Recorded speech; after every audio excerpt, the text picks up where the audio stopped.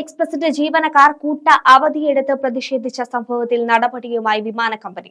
സംഭവത്തിൽ air India എക്സ്പ്രസിന്റെ 25 cabin crew അംഗങ്ങളെ company പിരിച്ചുവിട്ടതായാണ് റിപ്പോർട്ടുകൾ. യോഗ്യതയ്ക്ക് അനുസരിച്ചുള്ള വേതനം ലഭിക്കുന്നില്ലെന്ന പരാതി ഉന്നയിച്ചാണ് ജീവനക്കാർ പ്രതിഷേധിച്ചത്. പാലക്കാട് വെസ്റ്റ് നൈൽ പനി മരണം. കാഞ്ഞിക്കുളം സ്വദേശിയായ 67-കാരനാണ് പനി ബാധിച്ച് മരിച്ചത്. പ്രദേശത്തെ വീടുകളിൽ ആരോഗ്യവകുപ്പ് നിരീക്ഷണം ഏർപ്പെടുത്തി. വാർത്താ റിപ്പോർട്ടിംഗിനിടെ കാട്ടാനാക്രമണത്തിൽ കൊല്ലപ്പെട്ട മാതൃഭൂമി TV പാലക്കാട് ബ്യൂറോയിലെ വീഡിയോ ജേർണലിസ്റ്റ് AV മുകേഷിന്റെ ദാരുണാന്ത്യത്തിൽ പത്രപ്രവർത്തക യൂണിയൻ അനുശോചിച്ചു.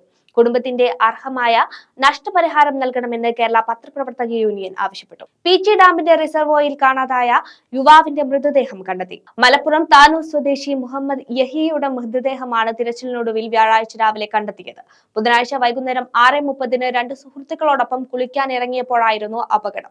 സംസ്ഥാനത്ത് ഇടവിട്ട് മഴ പെയ്യാൻ സാധ്യതയുള്ളതിനാൽ ഡെങ്കിപ്പനി വ്യാപക സാധ്യത മുന്നിൽ കണ്ട് ഈ വരുന്ന ഞായറാഴ്ച വീടുകളിൽ ഡ്രൈ ഡേ ആചരിക്കണമെന്ന് ആരോഗ്യമന്ത്രി വീണ ജോർജ്.